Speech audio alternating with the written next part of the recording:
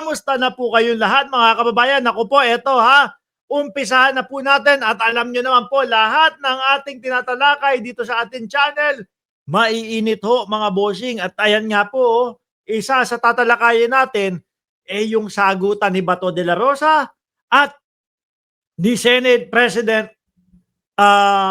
Tito Soto mga kababayan. At syempre mga kababayan, nandito din po, no, sumisigaw yung mga senador, open bank account.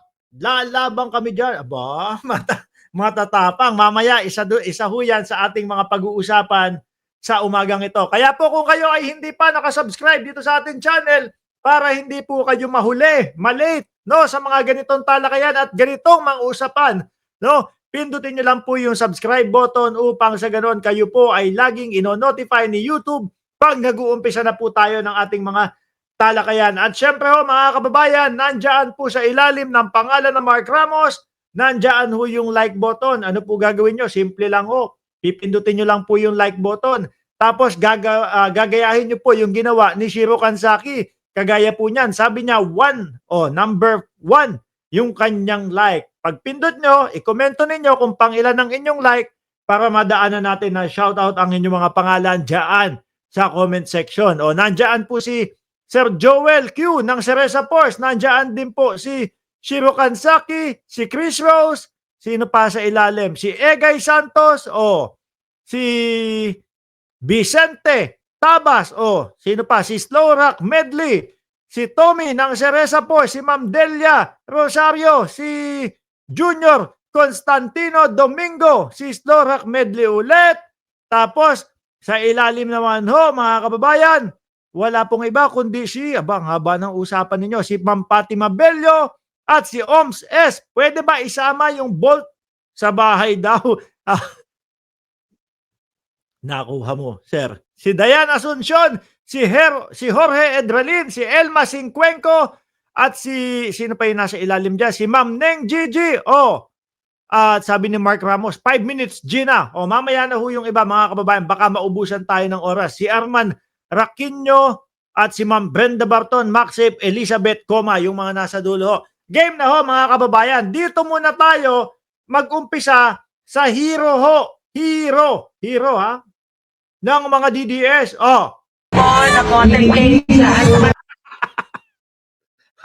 Ayan po, mga kababayan. Yung nakakuha ng pagkakataon, biglang sikat, totoo naman, no? Mas sikat naman po talaga sa atin yan, mga kababayan. No? Mas sikat naman po talaga sa atin. Si Kiko Barsaga, syempre congressman no yan. Wala tayong binatbat sa kasikatan yan, mga bossing. Diba? Pero ang napansin ko sa kanya, simula ho nung napansin siya, lalo na nung mga DDS,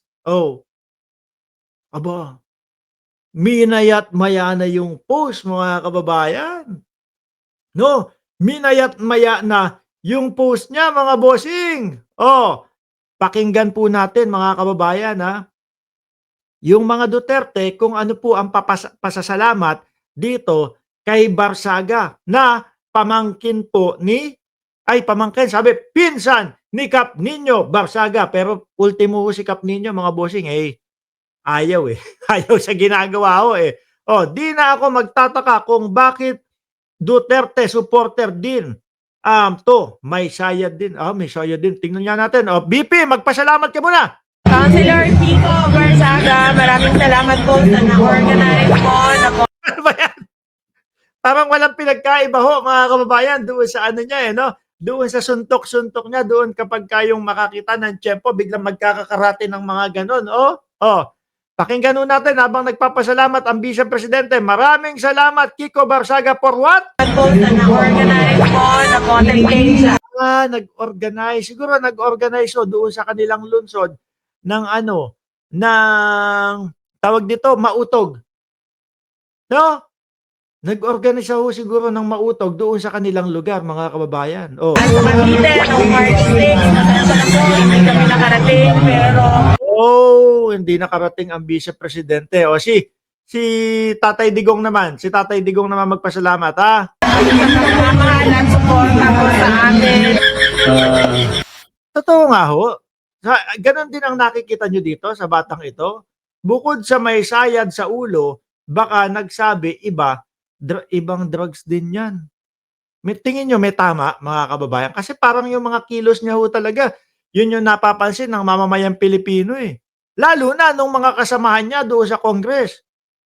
Parang may tama daw ho, mga bossing eh. Oh. To Kiko Basaga, happy birthday. Birthday, kaya naman pala sumasayaw. Oh, happy birthday!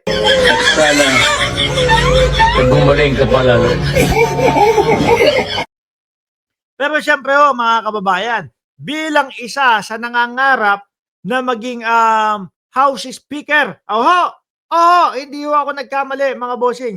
House Speaker, pangarap pala nitong si Kiko Barsaga mga boss. Siyempre, nakuha niya na ang atensyon, lalo na ng mga DDS. Di ba? Nangangarap pala maging House Speaker ho, mga bossing. Ano ang patunay ko? Ano ang ebidensya ko? Pakinggan nyo ho, mga kababayan. Mismong mga kasamahan niya doon sa Kongreso, sinabi, no, ibinubuko yung pakay niya. Nakakuha ng konting attention. House Speaker na ho talaga. Baka magalit sa iyo si Pulong dyan, uunahan mo pa. Diba, sabi ni Sir Jose Rosal, tamang pusa yan. Meow, meow, meow, meow, meow. Biglang kumakanta nga sa Congress to. Pakinggan na ho natin, mga bossing. Majority Leader. Ayan. Ang ginawa nga daw ho, mga kababayan, nitong si Congressman Meow Meow, pumunta daw ho doon sa loob ng majority, mga bossing.